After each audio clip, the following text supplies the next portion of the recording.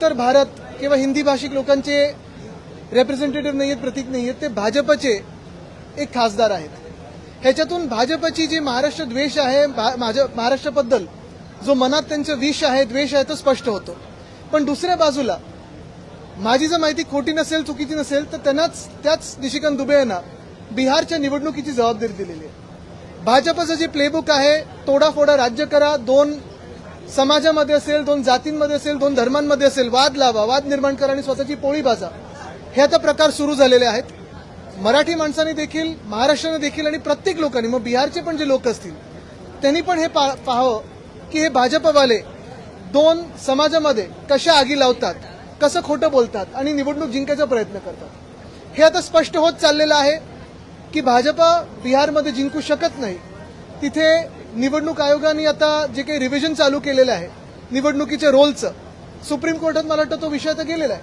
पण हेच आहे की भांडणं लावायचं, खोटं बोलायचं, काहीतरी भयानक बोलायचं, विष ओकायचं आणि मग निवडणुका जिंकण्याचा प्रयत्न करायचा. हे जे काही भाजपचं राजकारण आहे ते आम्ही चालू देणार नाही. कोणी केले? आता त्यांच्या पक्षात इक्बाल मिर्ची बरोबर ज्यांनी व्यवसाय केला ते त्यांच्या पक्षात आहेत, सलीम कुत्ता यांच्याबरोबर जे नाचले ते त्यांच्या पक्षात आहेत आणि कदाचित दाऊद देखील त्यांच्याच पक्षात असतील. कारण पहलगामचे अतिरेकी गेले कुठे ह्याच्यातून उत्तर मिळालं नाहीये. कदाचित भाजपमध्येच त्यांनी प्रवेश घेतला असेल आणि भाजप त्यांना कॅबिनेट मंत्री पण बनवू शकतं.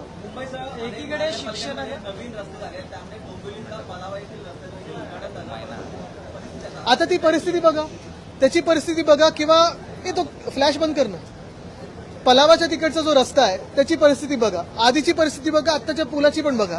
आणि परवाकडे मी ऐकलं जे गद्दार उपमुख्यमंत्री आहेत ते ठाण्यातून कल्याणला जायला पण आता हेलिकॉप्टर वापरायला लागले. मला वाटतं राजू पाटीलजींनी ते ट्विट केलं होतं. तर एवढ्या अंतरासाठी स्वतःसाठी हेलिकॉप्टर आहे पण लोकांसाठी खड्डे आहेत.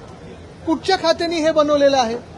मुंबईचे रस्ते पहा तुम्ही, पुण्याचे हाल पहा तुम्ही, संपूर्ण महाराष्ट्रात प्रत्येक रस्ता, समृद्धी हायवे बघा ना तुम्ही, किती बेकार के खड्डे झाले, त्याच्यावर वरती खालती रस्ता झालेला आहे. 1 किलोमीटर तरी तुम्हाला सपाट दिसतोय का पहा. आणि ह्याच्यात राजकारण जरी बाजूला ठेवलं तरी तुम्ही पाहाल की कुठचाही महामार्ग घ्या मुंबईमध्ये, महाराष्ट्रामध्ये एवढा भयानक केलेला आहे कारण भ्रष्ट नात्यांनी त्याच्यात पैसे काढलेले आहेत.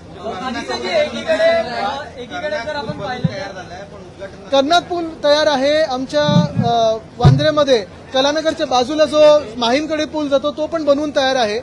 पण हे ना मुहूर्त सापडत नाहीये म्हणून यांचं उद्घाटन होत नाहीये. लोकांना त्रास झाला तरी चालेल पण भाजपचा मुहूर्त अचोक असो ही भाजपची भूमिका आहे. एक एक करून तो ना इथे इथे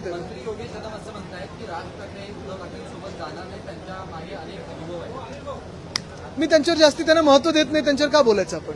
आदित्यजी, एकीकडे शिक्षणाचा गाजावाजा केला जातोय, मात्र वर्ध्याच्या लोणसावळी गावामध्ये 12वी मध्ये ऍडमिशन मिळालं नाही. त्यासाठी आर्थिकदृष्ट्या वडील हे शेतकरी असल्यामुळे पैसे नाहीत म्हणून एका विद्यार्थिनीने आत्महत्या केल्याची घटना ही घडलेली आहे. हे जरी असलं तरी माझी माहिती अशी आहे की कृषी मंत्री हे आता कॅनडाच्या दौऱ्यावर चाललेले आहेत. शिक्षण मंत्री शालेय शिक्षणाचे असतील ते मस्तपैकी म्हणजे GR ची गाडी लावली त्यांनी तिथे. तुम्ही बघता दुसरीकडे 11वीचा प्रवेश, सगळा घोळ आणि घोटाळा आहे.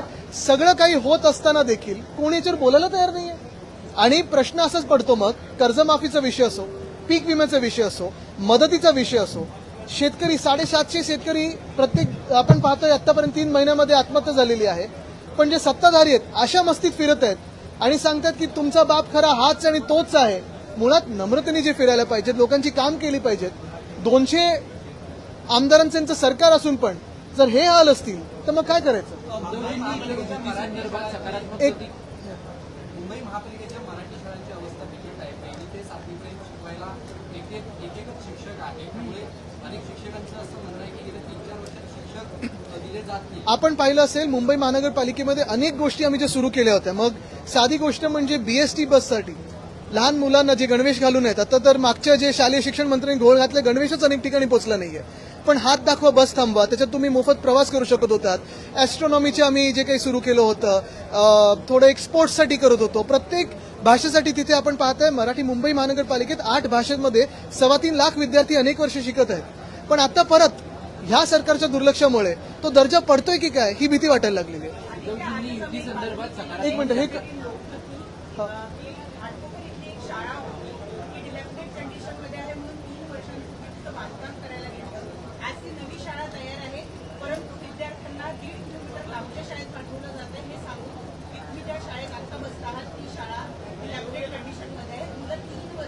आणि पुढचं पाऊल हे करतील की ते ती शाळा प्रायव्हेटाईज करतील. म्हणूनच आज पालकांनी आणि विद्यार्थ्यांनी बेंच उचलून नवीन शाळेमध्ये नेऊन ठेवले आणि आता ते नवीन शाळेतच बसणार असा त्यांचा आग्रह आहे. परंतु त्यांनी मुंबई महानगरपालिकेच्या शाळेमध्ये घुसून हा सगळा प्रकार केलेला असल्यामुळे त्यांच्यावर कारवाई होण्याची सुद्धा शक्यता आहे. आपली काय भूमिका? कारवाई जर त्यांच्यावर झाली तर हे सगळे बेंच घेऊन आम्ही मुंबई महानगरपालिकेच्या आयुक्ताच्या ऑफिसमध्ये बसू. कारण दुर्दैव हेच, आणि मी हेच सांगतो सतत, की एखादी पिढी घडवायची असेल आपल्याला तर शाळेंवर जास्तीत जास्त लक्ष केंद्रित करणं गरजेचं आहे. काही काही शाळा जुन्या झाल्या असतात, डिलॅपिडेट असतात, रिपेअर चालू असतं. एका रात्रीत हे काही सगळं बदलू नाही शकत, पण प्रयत्न तर झाले पाहिजेत. आणि आता आपण पाहतोय की साधारणपणे मुंबई महानगरपालिका ज्याची 92,000 कोटीचे सरप्लस होते, प्रत्येक प्रोजेक्टला ते लिंक्ड होते. परिस्थिती अशी आहे की आज जर हेच सगळं कारभार, जिथे नगरसेवक नाहीत, जिथे कुठच्याही कमिट्या नाहीत, जिथे लोकातून निवडून आले प्रतिनिधी नाहीत, जिथे महापौर नाहीये, जर परिस्थिती अशीच राहिली तर पुढच्या 6 महिन्यामध्ये कर्मचाऱ्यांना पगार देण्यासाठी मुंबई महानगरपालिकेकडे पैसे नसणार. आणि हे सगळं पाप गेल्या 2-2.5 वर्षातलं भ्रष्टनाथ मिंदेंचं सरकार आणि हे भाजपचं सरकार आहे. उद्धवजींनी युतीसंदर्भात सकारात्मक प्रतिक्रिया दिल्यानंतर मनसेकडून राजकारण्यांनी सांगितलं की या संदर्भात कोणीही प्रतिक्रिया देऊ नका. त्याकडे कसं बघताय? त्या कोणीमध्ये आम्ही पण आलो, म्हणजे आता आम्ही प्रतिक्रिया द्यायची नाहीये. यांनी पण म्हटलंय की आता राज ठाकरे प्रतिक्रिया अरे आत्ताच बोललो ना, प्रतिक्रिया देऊ नका, तर त्यांच्यावर पण लागू आहे. आज हिंदी में 2-3 सवाल है. जिस तरीके से तारिक अनवर काकांचा आदेश बयान दिया हुआ है कि मनसे शामिल नहीं है हमारे साथ, उनसे को लेकर वो अलग करते हैं. किसने कहा? तारिक अनवर जो कांग्रेस के सांसद हैं. देखिए, अभी ये सारा जो इश्यू है फिर गठबंधन का हो, महाविकास आघाड़ी का हो, मुझे लगता है अभी बात यही है कि शिवसेना उद्धव बालासाहेब ठाकरे पार्टी हो या फिर मनसे हो या बहुत सारी जो पार्टी हमारे साथ में आई, वो इंडिया अलायंस की नहीं, बहुत सारी, फिर उसमें कम्युनिस्ट पार्टीज भी थी, फिर वो जो समिति थी, वो सारे लोग जो आए वो महाराष्ट्र में पहली की कक्षा के विद्यार्थियों पे तीसरी भाषा की सख्ती के खिलाफ है. और यही हमारा विषय है. और आगे जाके अभी आज महाराष्ट्र में जो सेंटिमेंट है, दो भाई एक साथ आने के लिए जो आपने देखा उत्साह है, जोश है, जल्लोश है, उसे भी कैसे कायम किया जाए, इसी पे भी सोच विचार मंच हो रहा है. निशिकांत दुबे जो बयान देते खास एक चुनौती देते हैं आप लोगों को, जाके उनकी भाषा में आप मराठी बोलकर दिख पाइए. मैंने यही कहा अभी मराठी में कि निशिकांत दुबे ये ना उत्तर प्रदेश के, ना बिहार के, ना उत्तर भारत के कोई प्रतीक है. वो ना किसी भी हिंदी भाषा के प्रतीक बन सकते किसी एंगल से. वो अगर किसी के रिप्रेजेंटेटिव हो तो वो सिर्फ भाजपा के रिप्रेजेंटेटिव है. और भाजपा के जो आज की विचारधारा है, जो गंदी विचारधारा है, जो कहती है तोड़ो फोड़ो राज करो, उसी के प्रतीक है. उनके मन में जितना जहर है, जितना पाप है, जितना द्वेष महाराष्ट्र के प्रति है, उतना द्वेष जो एंटी महाराष्ट्र बीजेपी है उसी का वो प्रतीक बनते हैं. लेकिन आज भी महाराष्ट्र में आप देखिए तो उत्तर हो, दक्षिण हो, पूरे देश से बहुत सारे लोग यहाँ रहते हैं जो सुख में काम करते हैं. और आपको याद भी ये दिलाना चाहता हूँ कि जब कोविड का समय था तब शायद इस देश में एक में वो मुख्यमंत्री थे उद्धव जी, जिन्होंने कहा था आप महाराष्ट्र में रहिए, ना कि आप चलते अपने गांव जाइए, कि आप भी हमारे हो. हमारा झगड़ा जो है ना हिंदी से है, ना किसी समाज से है. हमारा झगड़ा सरकार से है और रहेगा जब तक वो सख्ती हम पे करते रहेंगे. सख्ती के खिलाफ हम लड़ते आए.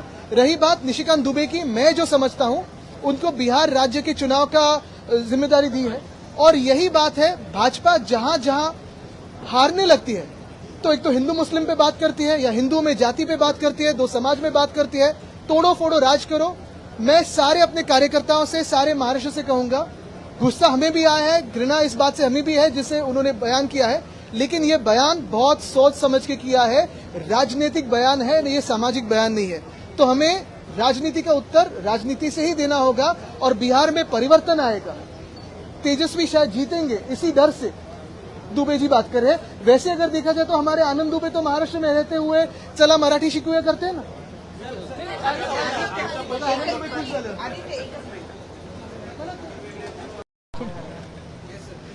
ते निशिकांत दुबे यांचं जे वक्तव्य आहे ते किती गंभीर आहे. ते म्हणतायत की आमच्या जीवावर जगता टाटा बिर्ला बाहेरून आले, इथे त्यांनी महाराष्ट्र. मला वाटतं आपण एक पाहिलं असेल, मगाशी उद्धव साहेबांनी देखील सांगितलं आणि आमचं सगळ्यांचं हेच म्हणणं आहे की निशिकांत दुबे हे काही उत्तर भारत किंवा हिंदी भाषिक लोकांचे